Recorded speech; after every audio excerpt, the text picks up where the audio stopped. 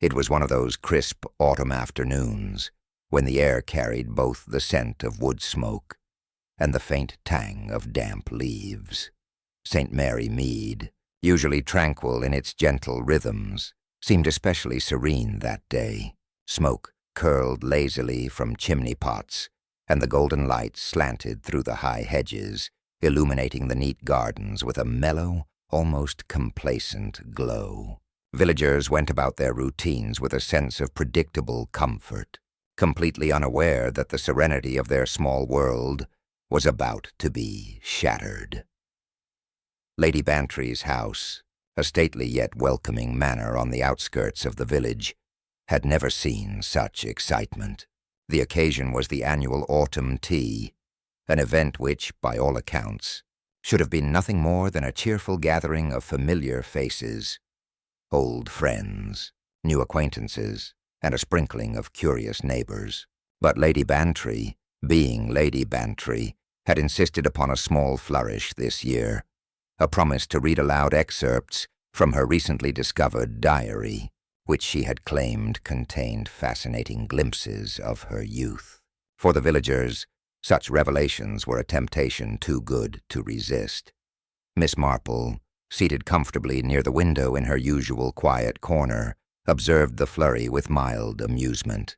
She had come at the invitation of her dear friend, Mrs. Dolly Bantry, Lady Bantry's younger cousin, who had insisted that her presence would make the gathering perfectly splendid. As always, Miss Marple appeared unassuming, her knitting needles moving softly in a rhythm that seemed to suggest she was engrossed in nothing more than a humble hobby. But beneath that placid exterior, her mind ticked with quiet, unrelenting attention, noting the subtle interactions of the assembled guests, the tension behind a laugh, the hesitation in a greeting, the little glances that said far more than words ever could. The drawing-room was a picture of autumnal elegance. Deep amber curtains framed the windows, and vases of chrysanthemums dotted the room with splashes of gold and white. A fire crackled cheerfully in the hearth, though the guests paid little attention to it. Their eyes were drawn instead to Lady Bantry herself, a striking figure in her late 60s, adorned in a gown of soft lavender, her silver hair arranged with meticulous precision. She had that rare air of authority mingled with charm that made people simultaneously eager to please and wary of offending. Now, do settle down," Lady Bantry announced, clapping her gloved hands together. "I have promised to read you a few passages from my diary. Not very thrilling, I fear, but I assure you there are a few surprises." Her eyes twinkled in a way that suggested she herself was savoring, a secret too delightful to share just. Yet Miss Marple noted the immediate ripple of curiosity that spread across the room. The vicar, Reverend Jameson, leaned forward slightly, adjusting his spectacles. Mrs. Price, a widow with a reputation for never missing gossip, shifted her chair to face Lady Bantry more directly. Even the young Miss Emily Carr, visiting from London and still in her first flush of provincial fascination, could barely contain her excitement. Tea was served with its usual precision: delicate china cups, steaming scones with clotted cream, and an array of finger sandwiches that looked almost too perfect to eat. Conversation fluttered in light, polite tones, the kind that never lingered too long on any single topic. And yet, underneath the pleasantries, subtle undercurrents moved like invisible threads. Miss Marple noticed them all. Mr. Ernest Hargrove, a prosperous landowner, avoided Lady Bantry's gaze. Mrs. Price whispered hurriedly to her neighbor, pausing often to glance toward the hostess. Even the butler, James, moved with an almost imperceptible tension, as if the very walls of the house were whispering secrets he could not entirely ignore. Then Lady Bantry rose, diary in hand. The room hushed immediately, every pair of eyes fixed upon her. She turned a page slowly, the rustle loud enough to punctuate the expectant silence. It was on a day much like this, she began, her voice smooth and measured, that I first discovered a matter that, well, perhaps it would be best simply to read you my words. She began to read, her tone light and affectionate, recounting tales of her youthful adventures, encounters with friends long gone, and minor indiscretions that drew polite laughter from her audience. Miss Marple listened with a faint smile, noting how each laugh seemed forced in some cases, genuine in others. The subtleties of human reaction were, as always, far more revealing than the story itself. Then came a passage that caused the room to change imperceptibly. Lady Bantry's voice faltered slightly as she read a line that mentioned a long-hidden dispute between her family and a distant cousin. Eyes flickered, lips tightened. Miss Marple's fingers stilled in her knitting. Something in the air had shifted, though the cause was not immediately apparent to anyone else. Before Lady Bantry could continue, a sudden, sharp scream shattered the calm. The sound came from the far side of the drawing-room, near the bookcase. A small gasp of shock swept through the guests. Miss Emily Carr stumbled backward, knocking over a cup of tea, while Mrs. Price shrieked, clutching her pearls. Lady Bantry herself dropped the diary with a thud that seemed to reverberate through the walls. Miss Marple rose slowly, her keen eyes sweeping the room. On the floor, sprawled awkwardly between the bookcase and the armchair, lay Mr. Ernest Hargrove, a deep red stain spreading across his crisp white shirt.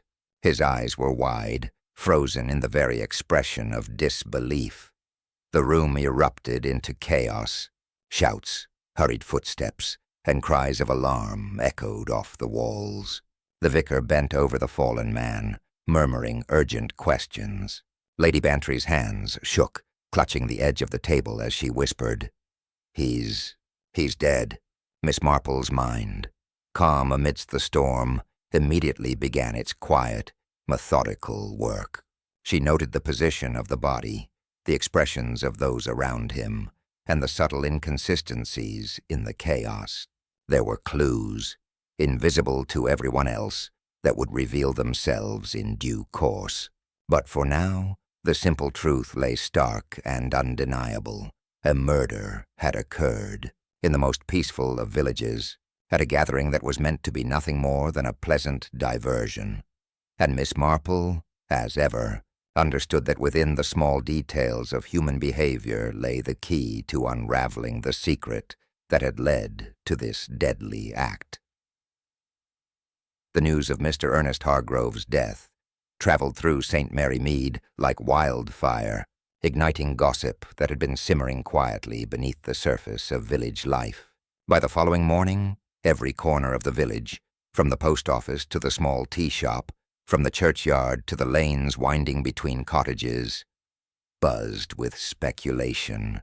People spoke in whispers and raised eyebrows, their words often exaggerating the most mundane detail into scandalous revelation.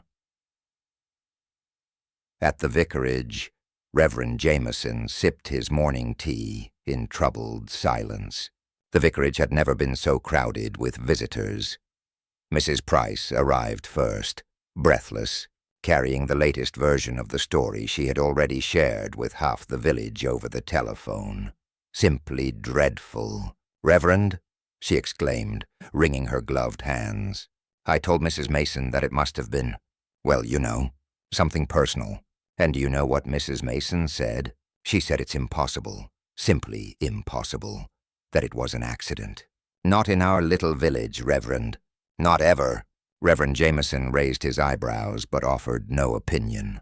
He had learned long ago that nothing silenced Mrs. Price but an urgent emergency, and even then only partially. Meanwhile, Miss Marple arrived at the vicarage herself, carrying her reticule and a calm expression that belied the quiet storm of observation brewing behind her eyes. The vicar greeted her politely but with visible relief. "Miss Marple," he said, a note of anxiety in his voice, "I hardly know where to begin. The entire village seems quite incapable of calming itself." Miss Marple smiled faintly. "My dear Reverend, I find that when human nature is involved, one must observe first and comment later. Chaos often reveals more than order ever could. Indeed, the chaos of St. Mary Mead had revealed more than a single tragedy. At Lady Bantry's house, the household staff, still shaken from the previous day, were questioned repeatedly, each of their statements adding layers of complication rather than clarity. The butler, James, had been punctual, diligent, and polite, but Miss Marple noticed the subtle tension in his hands, the way he avoided certain topics, particularly when the discussion turned to the diary. Across the village the gossip grew wilder. At the tea shop, Miss Emily Carr, still wide-eyed with shock, recounted the scene in vivid, often slightly exaggerated detail. He just fell. And the blood. Oh, you must see the blood." She clutched her shawl, shivering with a mixture of excitement and horror. Mrs. Price, never one to let a moment pass, leaned in close. "It was no accident, dear. No accident at all. You mark my words. Someone meant to do him harm, and I suspect more than one person had reason. Don't you think, Emily?" Emily nodded earnestly, though Miss Marple could see that. She was more captivated by the drama than by any true understanding of motive.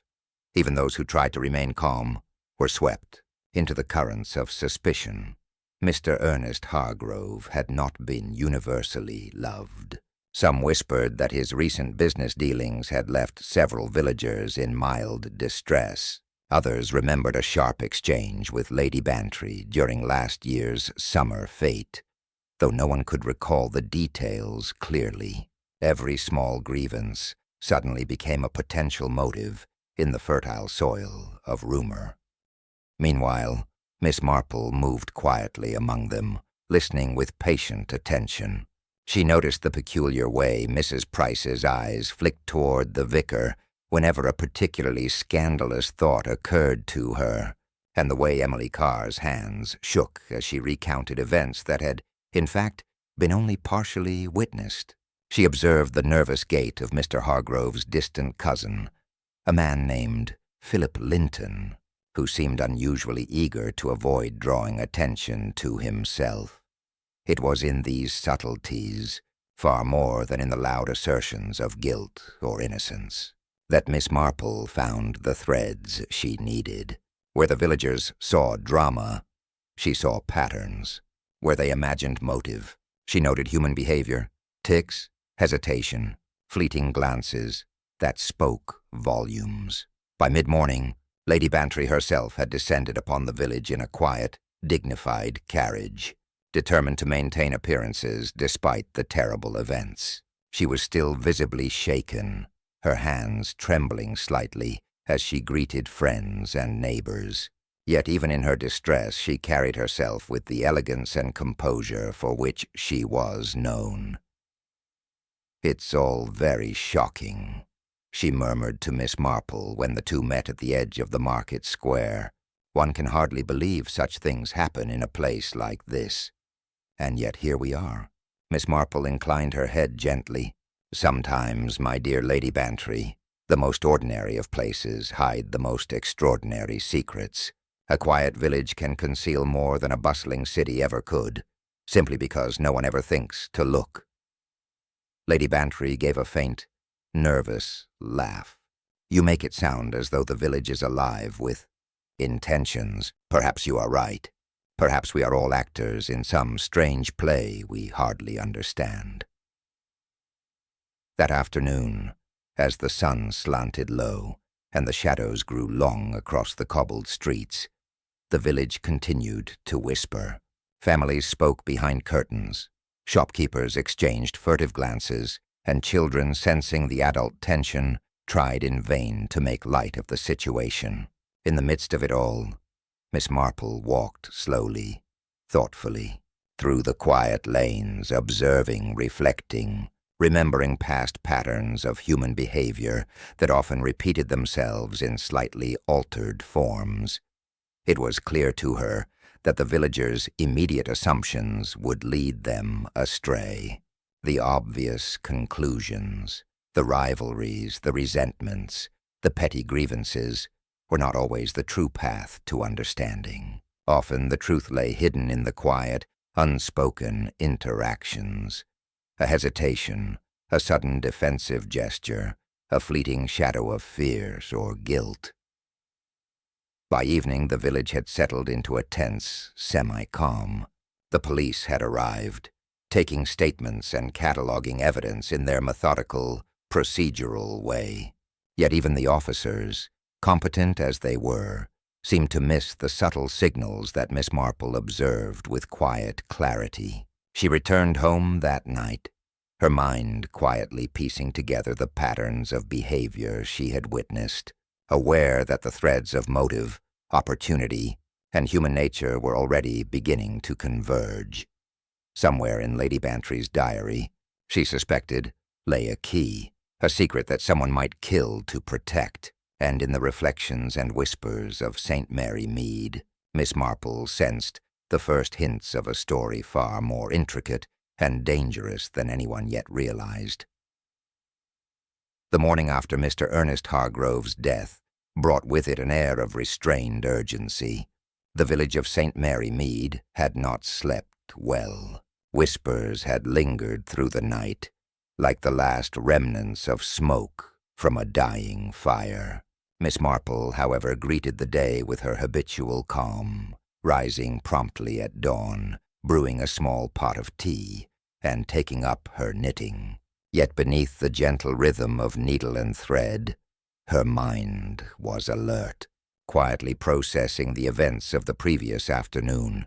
The first to arrive at her modest cottage was the vicar, Reverend Jameson, who knocked lightly before entering, his expression still etched with concern. "Miss Marple, I think the police are ready to begin their questioning in earnest. They are eager to speak with anyone who might have seen or heard anything unusual. Perhaps it would be wise for you to call on Lady Bantry and offer any assistance you can provide." Miss Marple inclined her head slightly, her knitting still moving. "Thank you, Reverend. I shall, of course, offer what insight I can, though, as you know, my methods differ somewhat from the constabulary's. I prefer observation over interrogation. It is far more revealing." Reverend Jameson's lips curved into a faint smile. "Indeed, you have a remarkable gift, Miss Marple. I only hope it is not required too soon in this tragic affair." By mid-morning, Miss Marple had walked the familiar route to Lady Bantry's house, noting along the way the subtle reactions of the villagers. Most avoided her gaze, though a few paused with a forced casualness, as if their hurried chatter might mask something. There were tensions in their steps, small inconsistencies in posture, all the telltale signs she had learned to read over decades of quiet observation. Lady Bantry greeted her at the door, still wearing the same refined composure, though her hands trembled slightly as she held her teacup. "Miss Marple," she said softly, "I am grateful you have come. I hardly know what to make of it all. Everyone seems so certain, yet I feel there is more than meets the eye." "Certainly, Lady Bantry," Miss Marple replied gently. "Sometimes the simplest appearances conceal the most intricate motives. May I sit?" Lady Bantry led her to a quiet corner of the drawing-room. The diary, which had caused so much excitement, remained on the table, its leather cover slightly worn. Miss Marple glanced at it with mild interest but did not touch it. Instead, she allowed her eyes to wander over the other guests who had gathered for the early morning consultation with the police. There was Philip Linton, whose nervous glances and clenched fists betrayed unease. Mrs. Price, who seemed determined to offer unsolicited theories at every opportunity, whispered to anyone who would listen, and Miss Emily Carr, still young and impressionable, seemed entirely captivated by the unfolding drama, unable to suppress her fascination at the tragedy and scandal alike. Miss Marple's attention, however, was drawn to smaller details. The faint smudge on a teacup, the angle of a chair slightly askew, the nervous adjustment of a sleeve. It was in such minutiae that the first clues often resided. When the police inspector arrived, Miss Marple observed him carefully. He was a competent man, diligent and methodical, yet Miss Marple detected a subtle impatience behind his calm exterior. He sought the obvious, the easily documented evidence, while missing the unspoken signals that revealed more about human intention than any forensic report could. "Miss Marple," he said, inclining his head politely, "I understand you were present at the scene yesterday. Any observations you can provide might prove helpful. The position of the body, the room itself, or the reactions of those present, anything at all." Miss Marple smiled faintly. "I observed quite a few things, Inspector, but one must always be cautious with first impressions. The truth often lies hidden beneath layers of behavior and subtle contradiction." She began, almost casually, to recount certain small observations, careful not to overstate their significance. The inspector listened politely, though he seemed more concerned with tangible evidence. The placement of the diary, the trajectory of a spilled cup, the angle of the chair near which Mr. Hargrove had fallen. Meanwhile, Miss Marple continued her quiet investigation in other ways. She spoke to the household staff, not in a manner that suggested interrogation, but as one might converse with neighbors over a garden fence. She inquired about minor routines, seemingly trivial habits, and patterns of behavior that might have gone unnoticed by the police. The gentleman was often punctual, James, the butler, admitted after a pause. He liked to take tea in the afternoon, as Lady Bantry mentioned yesterday, but last evening he seemed different. Restless, I suppose, a little agitated, though I cannot say why. Miss Marple nodded thoughtfully. Did anyone else notice any peculiar behavior? Perhaps a disagreement? Or a remark that seemed out of place? James hesitated. Nothing obvious, Miss Marple, though I did see Mr. Linton leave the room shortly before the incident. He returned rather hurriedly, and I thought it curious at the time.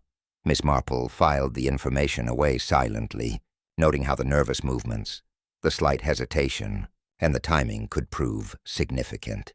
She observed the same careful approach in Lady Bantry herself, whose dignified demeanor masked a flicker of anxiety whenever the diary was mentioned. As the morning drew on, villagers began arriving at the manor, seeking reassurance, answers, or simply the opportunity to gossip. Miss Marple noted the subtle hierarchies that emerged, who deferred to whom, who whispered behind cupped hands, who avoided eye contact. Every interaction was a piece of the puzzle, a thread leading to the center of the mystery.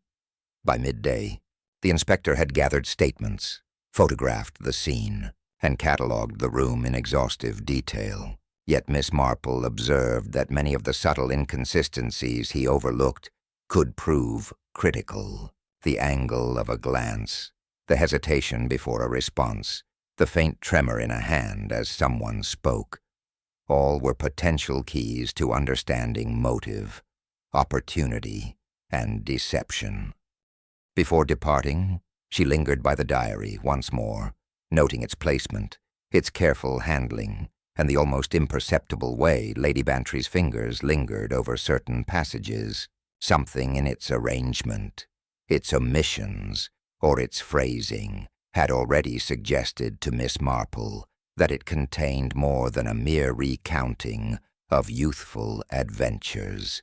There were secrets hidden within, and she suspected that these secrets might explain far more than anyone had yet realized. As Miss Marple left the manor and walked back through the quiet streets of St. Mary Mead, she reflected upon the human nature revealed in the early hours of the investigation.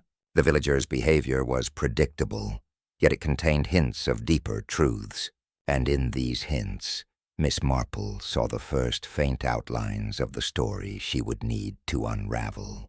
The real investigation, she knew, had only just begun.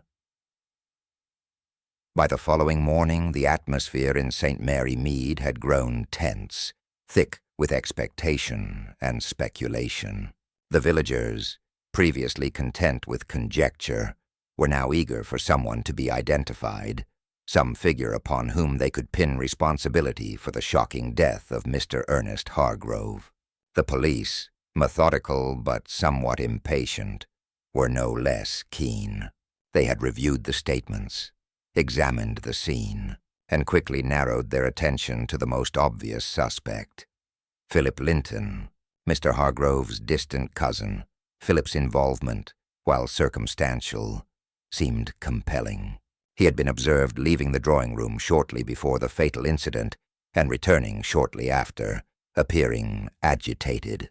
Villagers recalled overhearing arguments between him and the deceased over recent financial arrangements concerning the Hargrove estate.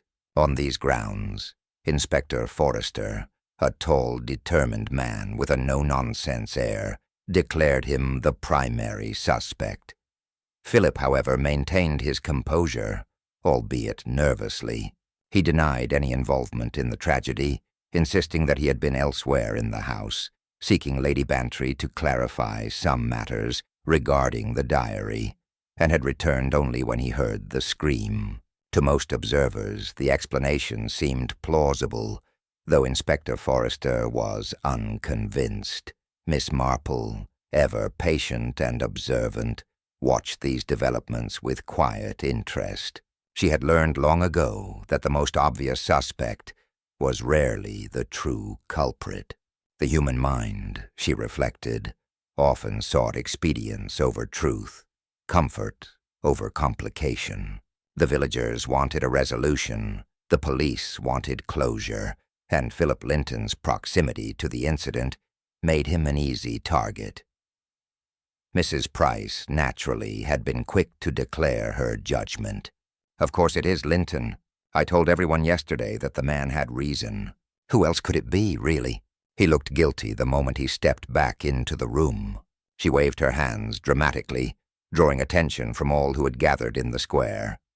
Miss Emily Carr, ever impressionable, nodded vigorously. "Yes, it makes sense.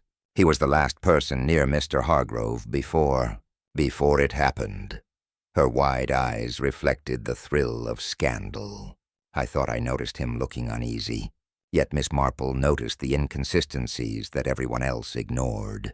Philip's unease was not guilt. It was anticipation, almost fear, not of discovery, but perhaps of accusation. Moreover, there were small details that did not fit the story as presented.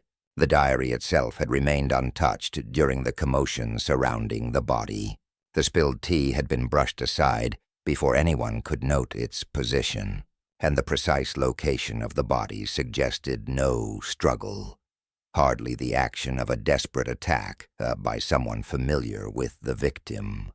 Miss Marple also observed Lady Bantry, who moved among her guests with deliberate calm, offering comfort and reassurance, but never once pressing Philip to explain himself in detail. Her subtle concern, Miss Marple noted, suggested knowledge beyond the obvious. It was in the quiet worry that she caught in Lady Bantry's eyes that Miss Marple found her first hint of hidden truths. Inspector Forrester, however, pressed ahead with procedural rigor. Philip Linton was questioned in detail, both formally at the police station and informally at the manor. The villagers crowded near the gates, eager for any snippet of information, hanging on every raised voice, every cautious response. "Yes, I did leave the room," Philip admitted under questioning, but only to fetch Lady Bantry's diary. "I did not speak to anyone or do anything that could harm him." "And where exactly did you find Lady Bantry at that moment?" asked the inspector sharply. I found her in the library, reading," Philip replied. "I asked a question about a passage, and then returned to the drawing room. I had no reason to harm him. I would never." His voice faltered, and the inspector's eyes narrowed. "It's all very convenient, isn't it?" Mrs. Price whispered loudly to anyone who would listen, fetching a diary, returning just in time. "I said it. Suspicious behavior, indeed. Miss Marple, listening quietly from the corner, noted the villagers' readiness to embrace a simple explanation. Their minds were eager for closure, eager to see justice served quickly, even if the evidence was incomplete. But she was not so easily convinced. The small hesitations, the unspoken glances, the faint nervous gestures, these were not the signs of guilt, but of something far more subtle, something invisible to those who judged solely by circumstance. Throughout the day, Miss Marple conducted her own silent observations. She spoke with the housekeeper, who mentioned that Mr. Hargrove had seemed unusually agitated the previous evening, pacing in the garden and muttering to himself.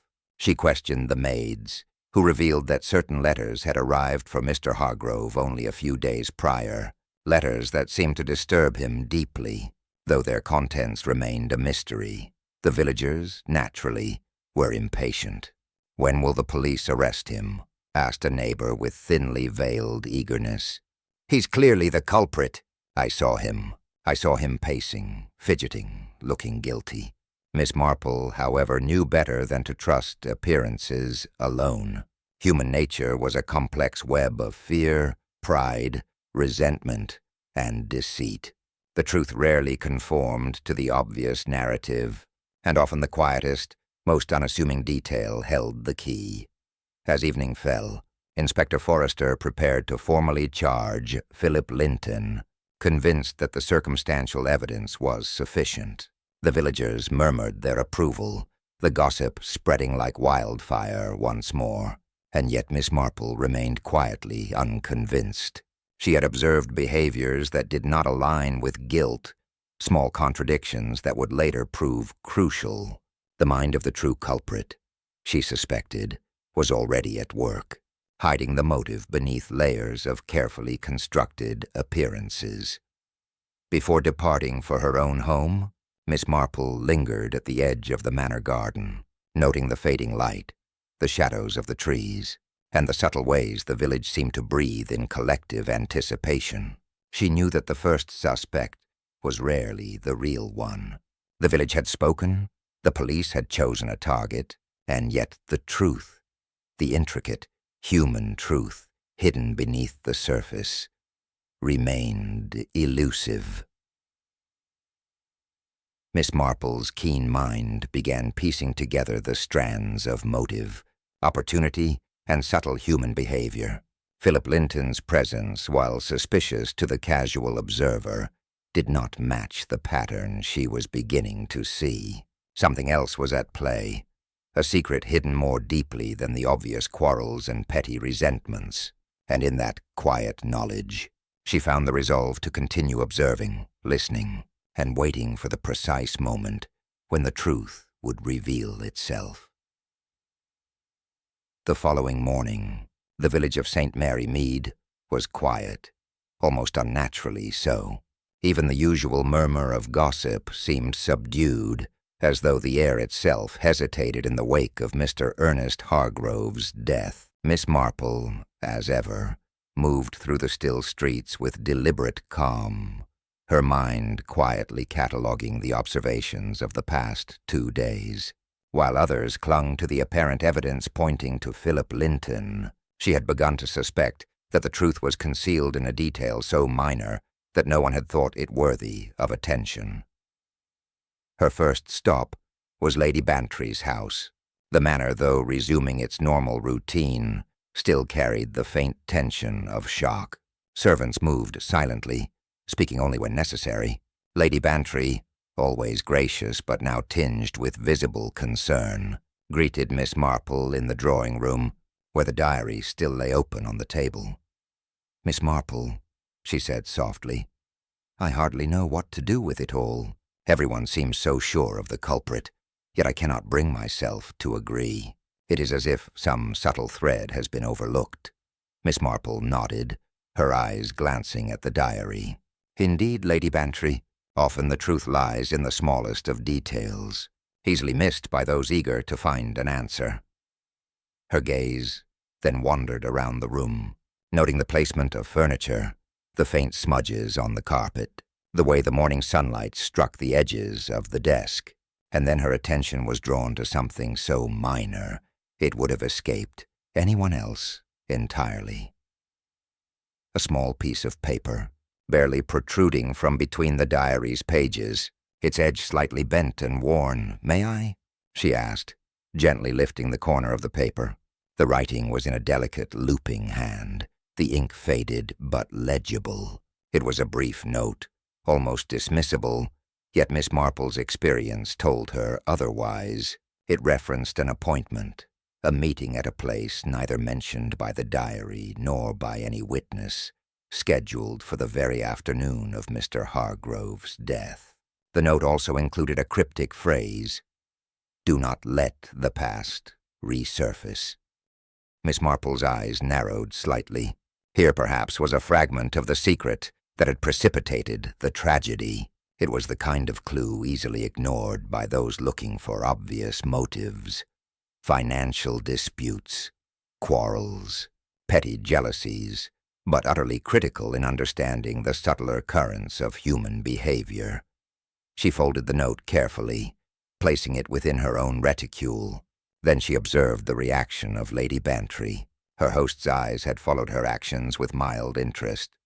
Yet there was a fleeting shadow of tension as Miss Marple examined the paper. Small, nearly imperceptible as it was, it suggested Lady Bantry herself understood more than she had yet revealed. Miss Marple then proceeded to speak with the household staff. The butler, James, was precise and formal, but even he could not conceal the slight hesitation when questioned about the events immediately preceding Mr. Hargrove's death. "Was there anything unusual about yesterday afternoon?" Miss Marple inquired casually, as if discussing the weather.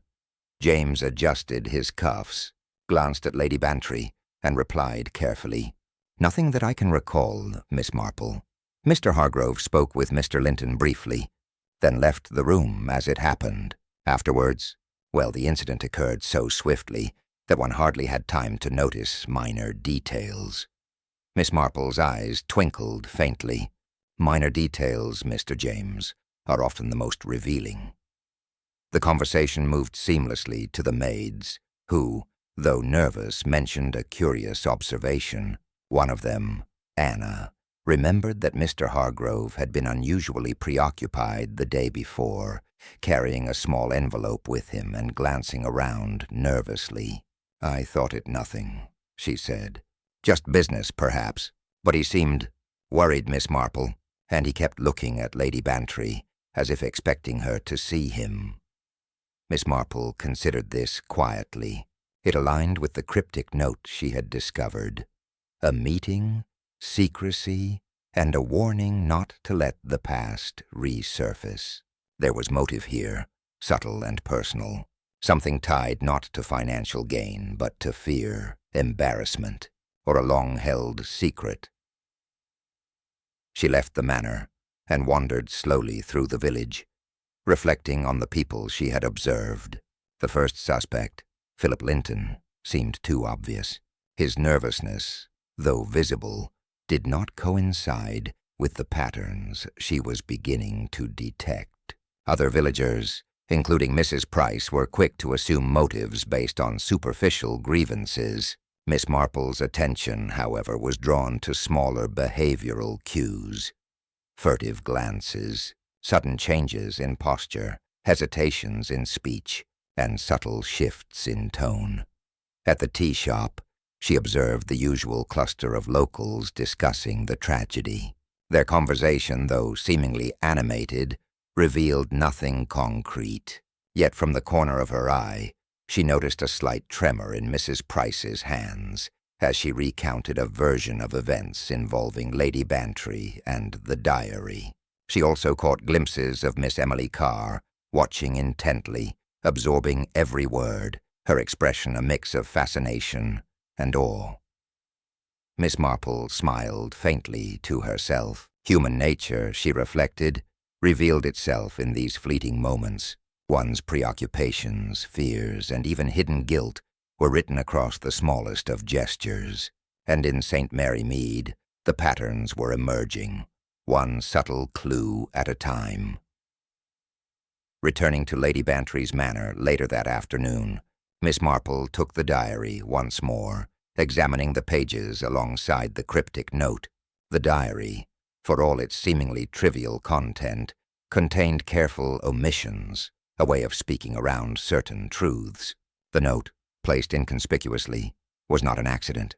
Someone had meant for it to be discovered, or perhaps it had slipped unnoticed. Either way, Miss Marple's keen eye had caught it. As evening fell, she sat quietly by her window, reflecting on the developments. The first suspect had emerged, and already begun to bear the weight of suspicion, yet the hidden note and subtle behavioral cues pointed elsewhere. The secret that led to Mr. Hargrove's death was tied not to money or property, but to the hidden past, personal, delicate, and potentially devastating if revealed. Miss Marple's mind worked steadily, patiently. The hidden clue had opened a door, but the room beyond was vast and intricate, filled with shadows and subtleties. The villagers' assumptions, their eagerness to accuse the obvious suspect, were a distraction from the real story. And in the quiet contemplation of a late autumn evening, Miss Marple realized that this was only the beginning. The secret within Lady Bantry's diary, and the warning that the past should not resurface, would guide her next steps. Human nature, she knew, would supply the rest. The following day, a chill wind swept through St. Mary Mead, carrying with it an almost tangible sense of tension. The villagers moved with a cautious air, their casual greetings subdued, their glances sharper than usual. The small, orderly routines of daily life seemed to quiver under the weight of Mr. Ernest Hargrove's death, and as Miss Marple walked through the village, she noted the subtle changes in posture, expression, and movement, each one a small revelation of the human mind at work under stress. Lady Bantry had invited her to return to the manor in the late morning, insisting that there were matters which needed discussion. When Miss Marple arrived, she found the drawing-room occupied by a small cluster of villagers. Philip Linton, still under suspicion, Mrs. Price, ever eager to assert her theories, Miss Emily Carr, the young London visitor, and Mr. and Mrs. Mason, neighbors whose loyalty seemed divided between curiosity and fear of scandal. The room hummed with quiet unease, broken only by Lady Bantry's measured voice as she addressed the group. "My friends," Lady Bantry began, "I feel it is time we confront certain matters which perhaps have remained unspoken for far too long. Secrets, as you know, have a habit of emerging at the most inconvenient moments." Philip shifted uncomfortably in his chair. Miss Marple's eyes followed every small movement, the tightening of his hands, the subtle flinch when Lady Bantry mentioned secrets. But she did not yet draw conclusions. She only stored the observation for later consideration. Mrs. Price leaned forward, her eyes gleaming. "Well, Lady Bantry, surely you do not mean to suggest that anyone here could have—" Lady Bantry raised a hand, silencing her politely. "No, Mrs. Price. I mean only that there are truths long buried, and that these truths may illuminate events which otherwise appear inexplicable. Each of us carries a past, and it is often in the past that the answers lie." Miss Emily Carr shivered slightly, captivated by the air of mystery. "Do you mean someone knew Mr. Hargrove was in danger?" she asked, her voice barely above a whisper. Lady Bantry glanced at her. Perhaps, or perhaps someone wished to ensure certain truths remained hidden. It is the subtleties, Miss Carr, the quiet gestures, the unspoken words, which often speak louder than the loudest cries. Miss Marple, seated quietly by the window, reflected on these remarks. There was a deliberate caution in Lady Bantry's words, a suggestion that the answer to the tragedy lay not in rash assumptions, but in careful consideration of human behavior. And Miss Marple, as always, was already observing with patience. The first confrontation began with Mr. and Mrs. Mason. A minor dispute regarding property boundaries had long existed between their family and the Hargroves, though it had remained largely private. Mrs. Mason admitted, hesitantly, that she had heard raised voices the evening before the incident.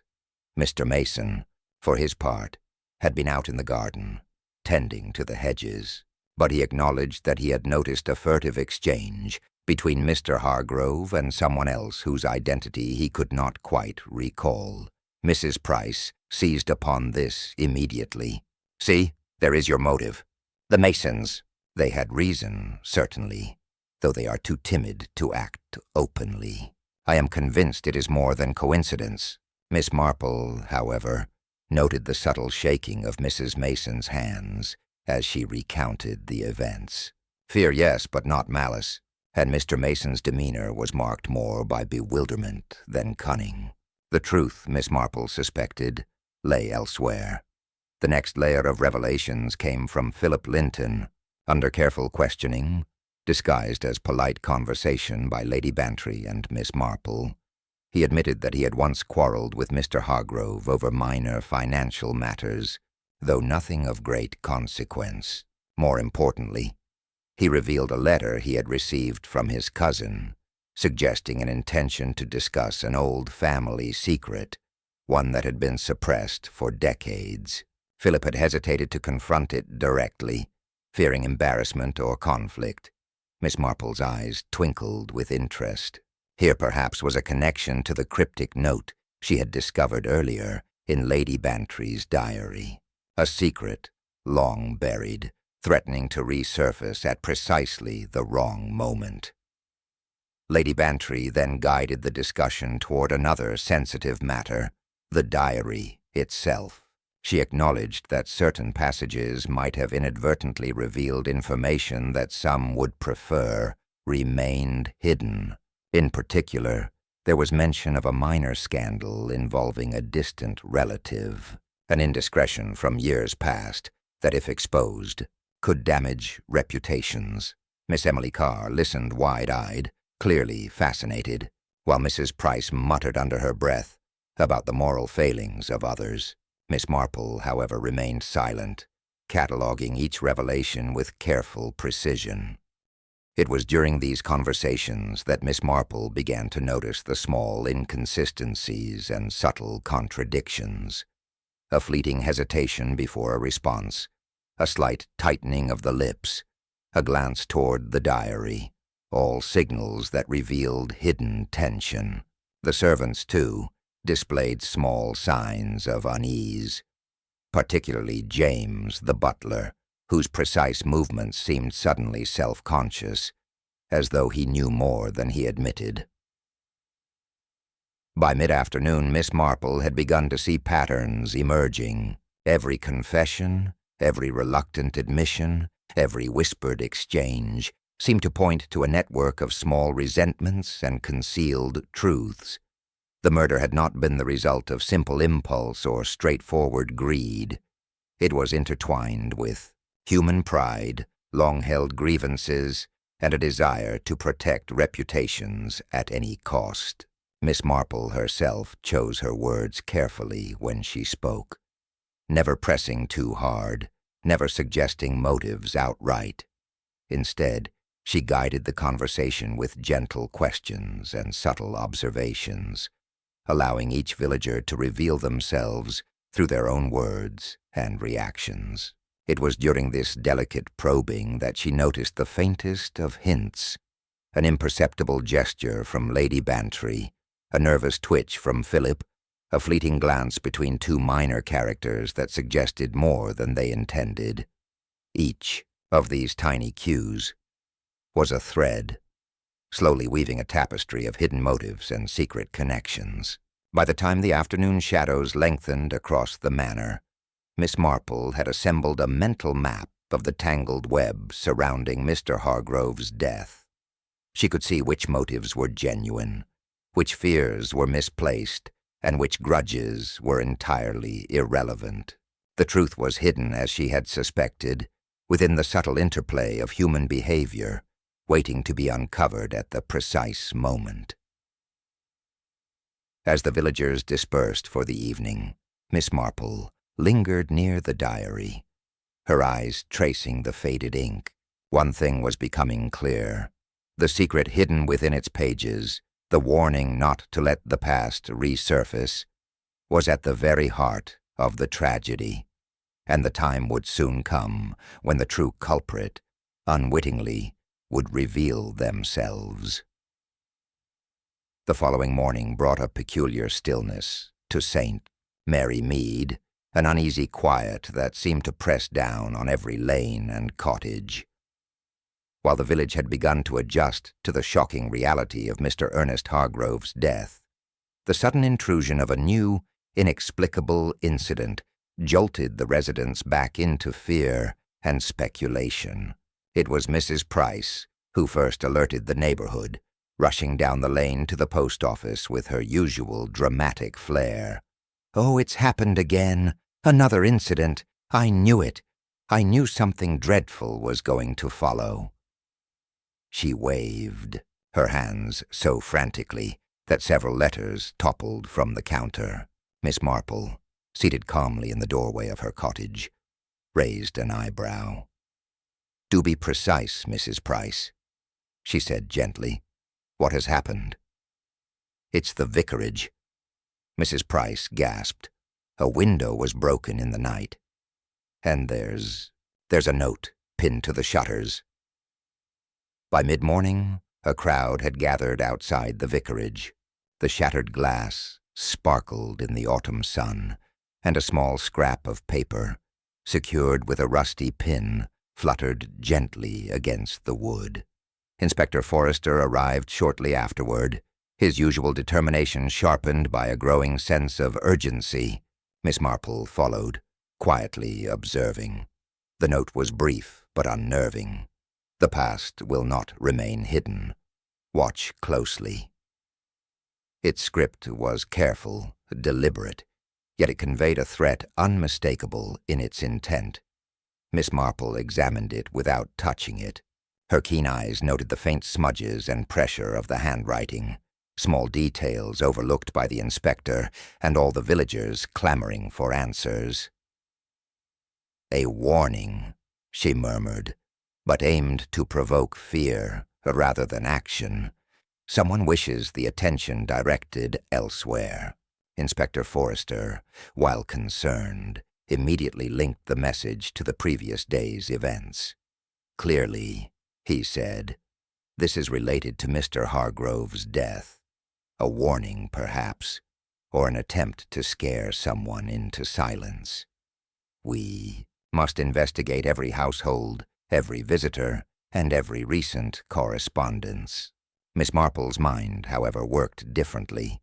She observed the villagers' reactions, Philip Linton, pale and fidgety, Mrs. Price unable to resist theorizing aloud, Miss Emily Carr, eyes wide, clutching her shawl as if expecting the author of the note to appear at any moment.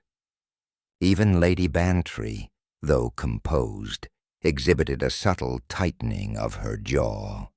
These micro-reactions, Miss Marple knew, were more revealing than any forensic evidence. The twist shifted suspicion in multiple directions at once.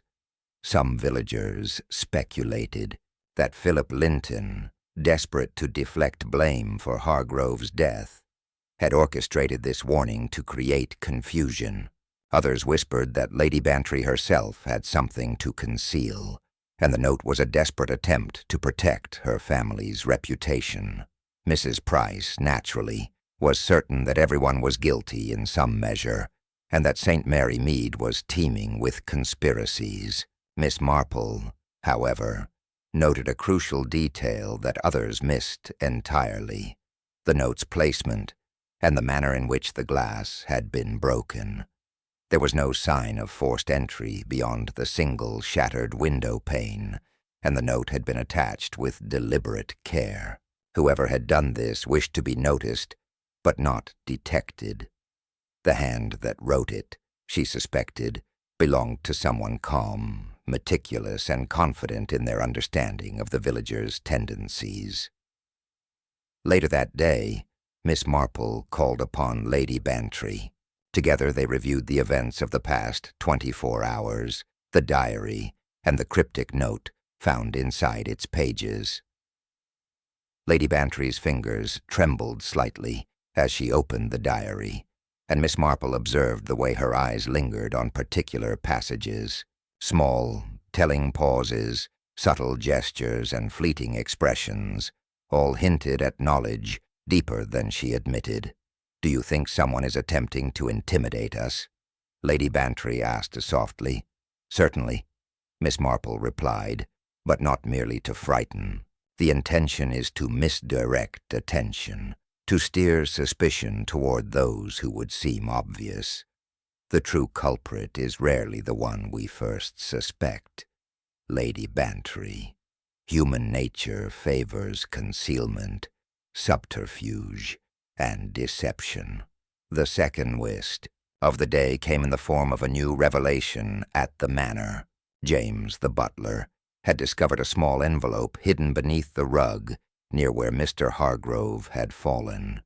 Inside was a folded letter, its contents revealing that Hargrove had been in possession of knowledge that someone had desperately wished to suppress. The handwriting was unmistakable to Miss Marple, careful, deliberate, not hurried. Whoever had written it had ensured that it could be concealed or discovered, depending on the reader's perspective. Miss Marple read the letter carefully, her sharp mind tracing the implications. It spoke of a long-buried family dispute, of secrets that could alter reputations, and of a warning that the past, once unearthed, could have deadly consequences. The connection to the cryptic note and the diary was clear. Someone had been orchestrating events, ensuring that attention would be diverted from themselves, while manipulating the villagers' natural tendencies to assume guilt based on proximity and opportunity. Philip Linton, despite his visible distress, remained a convenient target for the village's suspicions. But Miss Marple, ever attentive, noted subtle cues that did not align with the behaviors of someone capable of calculated malice. The nervous glance at the broken window, the involuntary reaction to the inspector's questions, the fleeting shift of weight when Lady Bantry mentioned the diary, all suggested unease rather than guilt. As evening approached, Miss Marple wandered quietly through the manor gardens, piecing together the sequence of events. The second incident, the threatening note and broken window, was not merely a continuation of the original crime.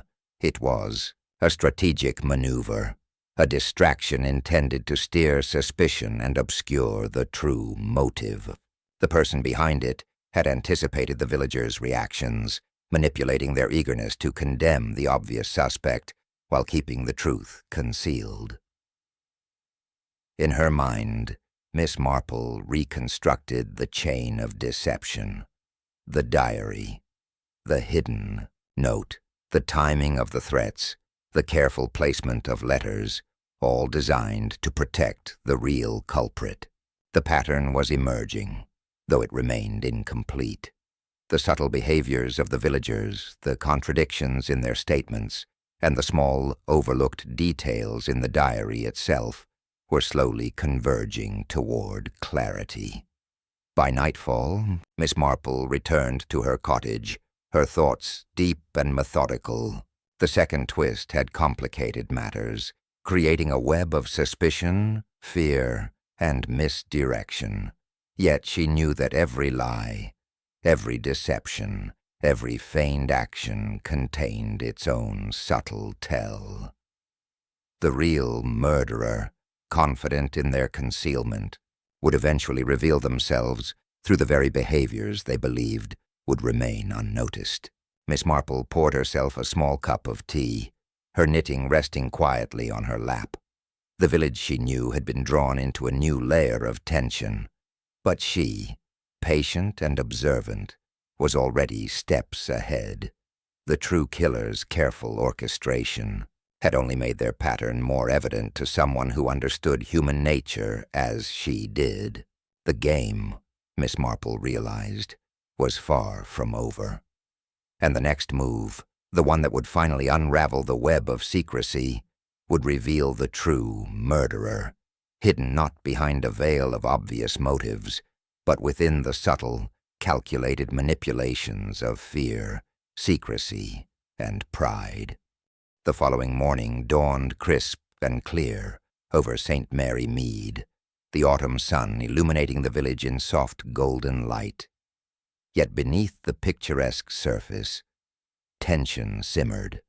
The events of the past days, the sudden death of Mr. Ernest Hargrove, the threatening note pinned to the vicarage window, and the secrets revealed in Lady Bantry's diary had left the villagers uneasy, their nerves frayed. Even those accustomed to the slow rhythms of rural life felt the weight of something unseen pressing upon them. Miss Marple, however, walked through the village with her usual serenity. Her keen eyes observed every nuance, the twitch of a hand, a fleeting glance, a posture slightly too rigid. Every subtle gesture added to the picture she was assembling, a mental map of motives, fears, and concealed truths. That morning she returned to Lady Bantry's manor with a quiet purpose. Lady Bantry greeted her warmly, though the faint furrow of her brow betrayed lingering worry. "Miss Marple," she said softly, "I have tried to maintain composure, but the village's curiosity and the police's scrutiny make it difficult. I fear we are merely performing for the benefit of gossip." Miss Marple smiled faintly. "Indeed, Lady Bantry, but sometimes it is precisely in the performance that the truth is revealed. People will unconsciously betray themselves, particularly when they believe they are being clever, or when they are forced to explain themselves repeatedly. Today, we shall observe these subtleties closely." Her plan, simple in concept, but intricate in execution, involved subtle psychological testing, engaging the suspects in conversation, watching their reactions, and noting inconsistencies. Unlike Inspector Forrester, who sought tangible evidence, Miss Marple relied entirely on human behavior, the silent language of emotion, fear, and deceit. The first step was to gather the principal players in the drawing room.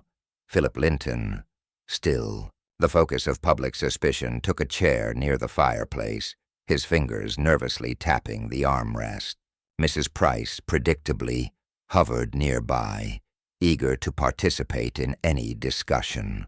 Miss Emily Carr, wide-eyed and attentive, positioned herself unobtrusively, and Lady Bantry stood with quiet dignity, her presence a calming anchor for the room. Miss Marple began with casual conversation, carefully controlling the pace. "Philip, do tell me about your relationship with Mr. Hargrove over the years. I have heard whispers, but I am curious about the details only you can provide." Philip shifted uneasily but answered politely, carefully recounting minor disagreements over family matters, financial issues, and distant quarrels. There was no hesitation when speaking of trivial incidents, but Miss Marple's attention was drawn to the micro-expressions, the rapid flicker of his eyes when the diary was mentioned, the slight tightening of his jaw when Lady Bantry glanced at him. These were not signs of guilt, merely discomfort at the renewed attention to sensitive matters. Next, she addressed Lady Bantry. "Your ladyship, the diary you keep. It contains certain references to past incidents that might be troubling to some. How do you reconcile your knowledge of such secrets with the need for discretion?" Lady Bantry's hands momentarily trembled as she held the diary, a subtle but telling reaction. "I maintain discretion," she replied carefully, "because reputation and propriety matter greatly. It is the truth, however, that must always guide one's actions, even when inconvenient or painful. Miss Marple noted these statements, cataloguing every nuance. Lady Bantry's composed exterior masked a careful awareness. She was attuned to the implications of the diary, yet cautious not to reveal too much. Then came the subtle test of interaction, the centerpiece of Miss Marple's strategy. She spoke of a hypothetical situation, one closely mirroring the circumstances of Mr. Hargrove's death, but with fictional names. "Imagine," she said, lightly, "that someone discovered a secret, a matter best left forgotten. Suppose a person, believing themselves clever, attempts to mislead others by creating distractions, leaving notes, or staging a minor incident. How might they behave if observed by those they underestimate?" The effect was immediate. Mrs. Price gasped, clutching her shawl. Philip Linton shifted uncomfortably but remained silent. Miss Emily Carr leaned forward, captivated, and Lady Bantry's gaze flickered ever so slightly toward the diary, a small signal that did not escape Miss Marple. Miss Marple continued, carefully increasing the pressure, and if such a person believed they were clever, confident no one would suspect them, yet their own behavior betrayed them in fleeting gestures or contradictions. Would they recognize it themselves? Philip's fingers tightened around the armrest, his knuckles whitening. Mrs. Price whispered something under her breath. Lady Bantry remained poised, yet Miss Marple observed the tension in her shoulders and the faint narrowing of her eyes. Subtle, almost imperceptible cues, but to a practiced observer they spoke volumes. Finally, she observed the smaller participants, the maids, the servants, through a quiet test. She mentioned trivial matters concerning the diary, small hypothetical questions about Mr. Hargrove's final day, and watched as each person reacted. Some were curious, some anxious, some indifferent. One minor clue emerged in a fleeting glance exchanged between James, the butler, and Lady Bantry, subtle enough to be dismissed by anyone else but glaringly significant to Miss Marple. Throughout, Miss Marple maintained her gentle, unobtrusive demeanor. She never accused, never pressed overtly, but allowed human nature to reveal itself under mild pressure. Her questions were soft, conversational, almost innocent, yet they forced each person to confront memories, guilt, or unease. And as the interactions unfolded, the pattern she had been piecing together over days became clearer, threads converging toward a single, undeniable conclusion. By late afternoon, Miss Marple retired to a quiet corner of the drawing-room, knitting in hand, observing from a distance.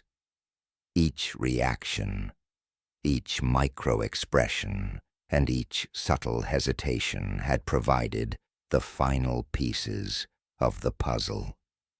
The true culprit, she now understood, had been revealed, not through overt evidence but through the way they unconsciously betrayed themselves, believing themselves clever enough to deceive everyone around them. The villagers, meanwhile, remained oblivious to the silent detective work taking place. They assumed the focus remained on Philip Linton, on petty quarrels, on superficial clues. Miss Marple, as always, smiled faintly to herself. Human behavior, she reflected, was a far more reliable witness than the most diligent inspector or the loudest gossip, and as the evening drew near, she prepared for the final, decisive act. The pieces were in place, the threads woven together. Soon, with gentle but unyielding clarity, the real murderer would be revealed, not by force, but by the subtle, inescapable truths of human nature. The late afternoon sun cast long shadows across the drawing-room at Lady Bantry's manor, lending the space a subdued, almost theatrical air. Villagers and staff had gathered under Lady Bantry's careful direction, ostensibly to discuss the ongoing investigation and to maintain order until Inspector Forrester could issue a formal statement. Yet Miss Marple knew that the moment for revelation had arrived. Every detail, every subtle behavior, every hesitant glance had converged to a single truth.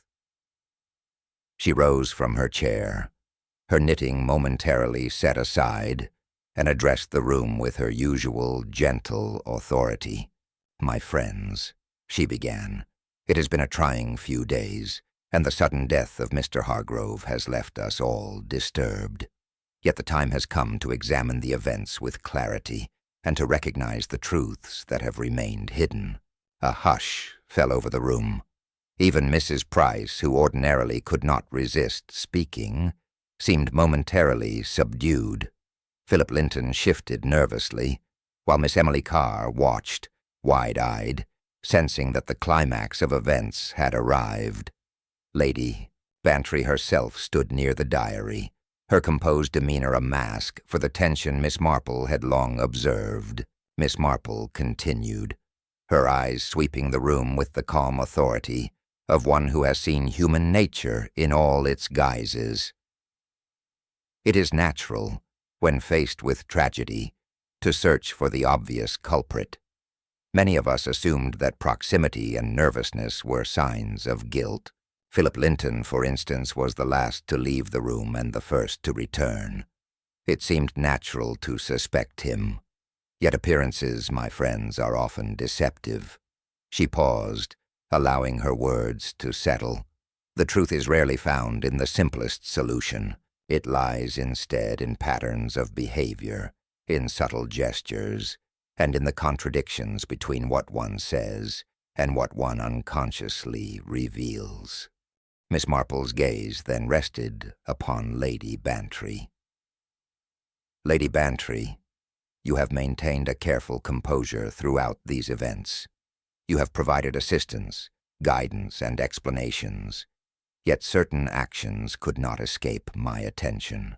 The diary, the hidden note, and your careful attention to certain passages, all of these were deliberate. Yes, but they concealed more than they revealed. You were aware of the implications of Mr. Hargrove's discovery, and you sought to manage the situation, protecting someone from the consequences of a secret long buried." Lady Bantry's hands tightened briefly on the edge of the table, a subtle but telling gesture. She remained silent, awaiting further observation. Miss Marple's eyes then shifted slightly, encompassing several others in the room, and yet the person responsible for the events that led to Mr. Hargrove's death is revealed not by overt action, but by the behaviors that no one can entirely control. Fear, pride, and the desire to protect one's reputation leave subtle traces, almost imperceptible to the casual observer. But to those trained to notice, well, the truth becomes plain. She turned her attention to James, the butler, who had remained respectfully in the background. His hands were folded, his posture rigid, yet there was a slight hesitation in his movements, a subtle tension whenever Lady Bantry or Philip Linton were mentioned.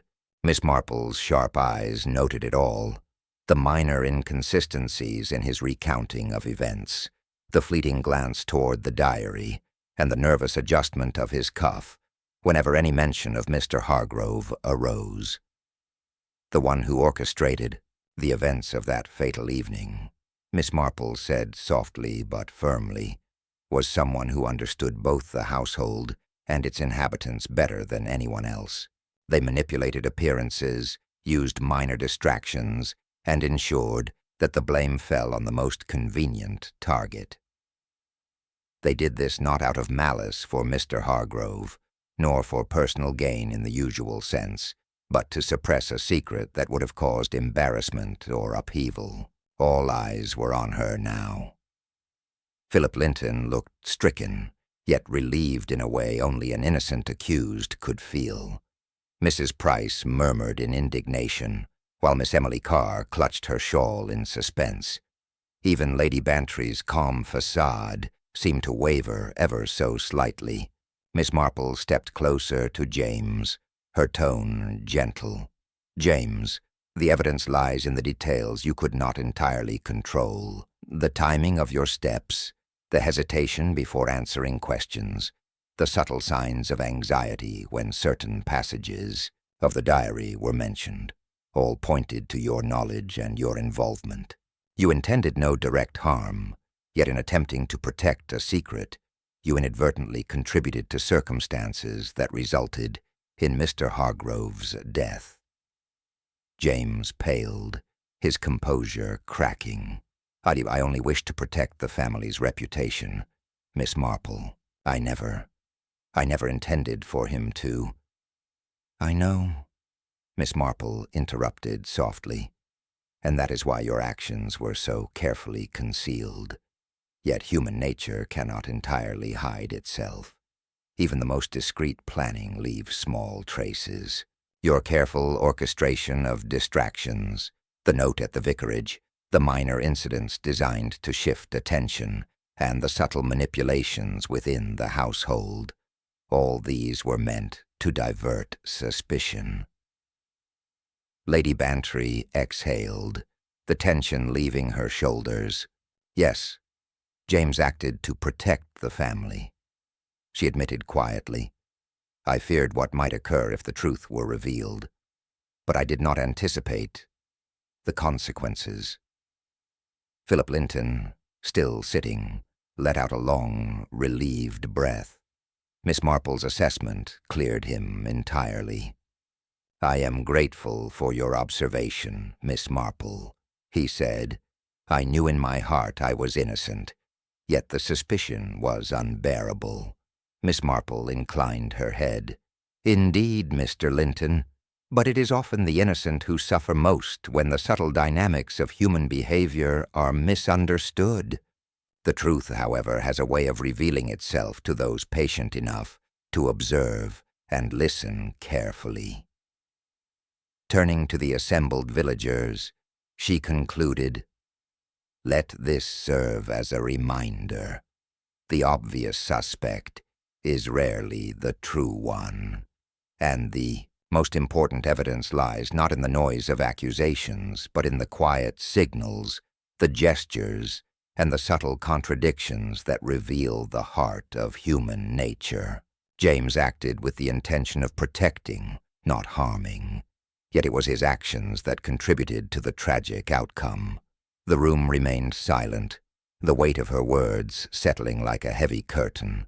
Mrs. Price muttered something inaudible, while Miss Emily Carr's wide eyes glistened with awe. Lady Bantry, composed yet relieved, nodded in quiet agreement, understanding that the hidden truth had finally emerged. Miss Marple, knitting once more, allowed herself a small smile. The pieces had fallen into place with the precision only human observation could provide. The secret within Lady Bantry's diary, the warning not to let the past resurface, the orchestrated distractions, they all converged to reveal a single truth, one that relied on understanding human nature rather than forensic evidence. The case was resolved. Yet the lesson endured.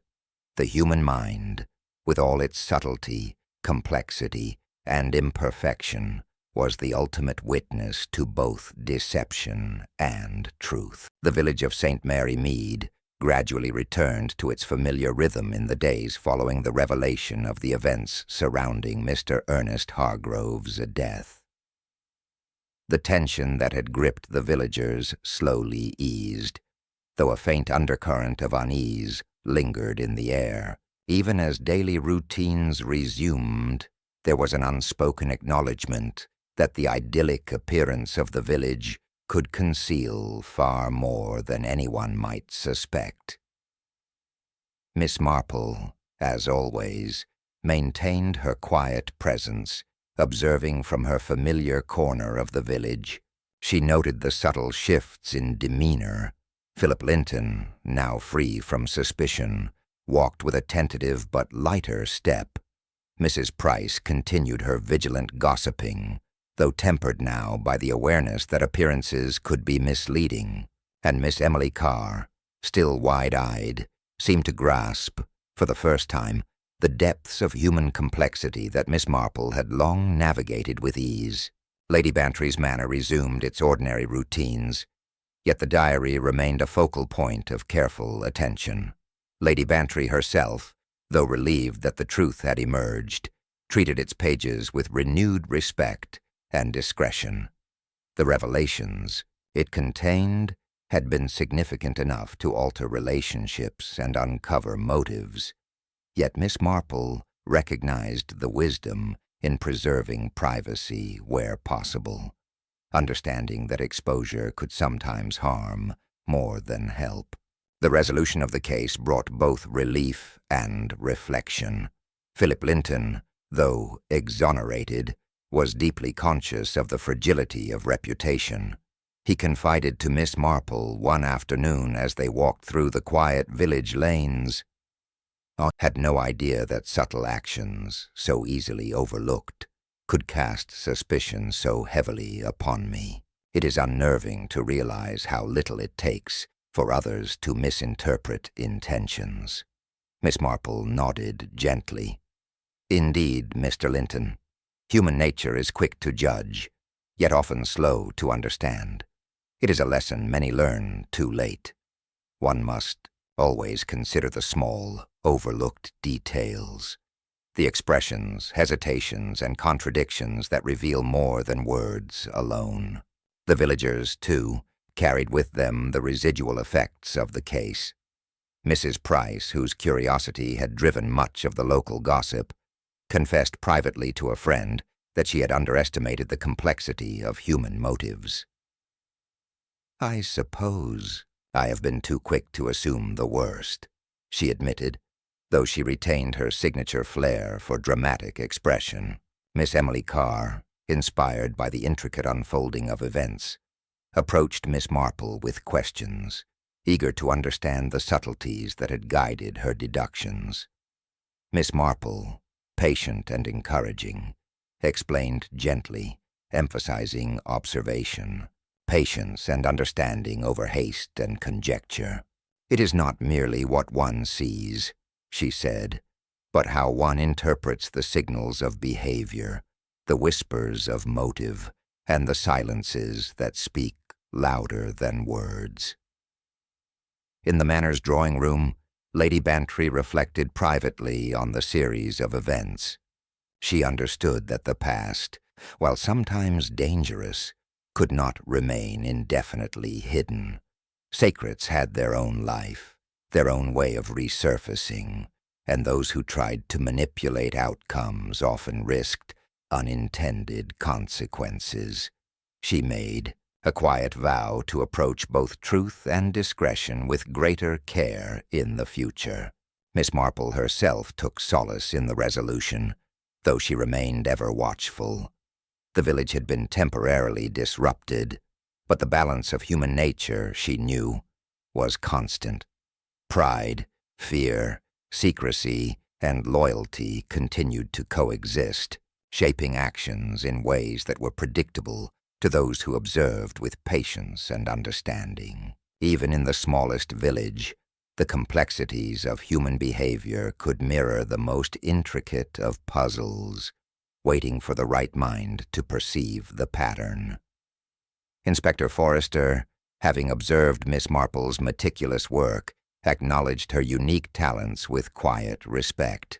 Though trained in procedure and protocol, he recognized that evidence of the human kind, expressions, gestures, and subtle contradictions, could be far more revealing than any physical proof. "Miss Marple," he admitted one afternoon as they walked the perimeter of the manor grounds, "I must confess I underestimated the power of observation. Your understanding of human nature surpassed any evidence we could have collected." Miss Marple smiled faintly, her eyes twinkling. "It is rarely about who shouts the loudest or who appears guilty. The truth is patient, It reveals itself only to those who listen, watch, and reflect. And of course, it never fails to surprise even the most careful observer. The villagers slowly resumed their routines. The tea shop regained its morning bustle, the lanes echoed with children's laughter, and the small markets hummed with daily activity. Yet the memory of recent events lingered. Conversations now carried an undercurrent of caution, a subtle awareness that beneath the placid surface, the currents of human behavior were far more complex than they had assumed. Miss Marple spent many evenings at her cottage, knitting quietly by the fire, reflecting on the interplay of secrets, motives, and the ultimate revelation. She considered how each small gesture, each fleeting glance, had contributed to her understanding of the truth.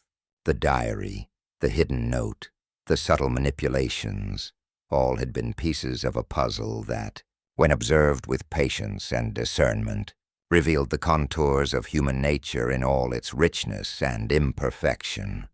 She also pondered the nature of discretion and the responsibilities it entailed. Knowledge, especially of secrets and vulnerabilities, demanded careful handling.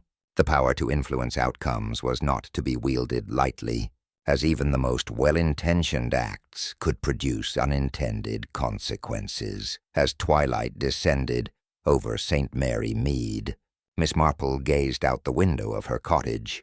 The village, though calm, seemed infused with a quiet reflection, a collective understanding that appearances could deceive, and that human behavior, in all its subtleties, held truths far deeper than the casual eye could perceive.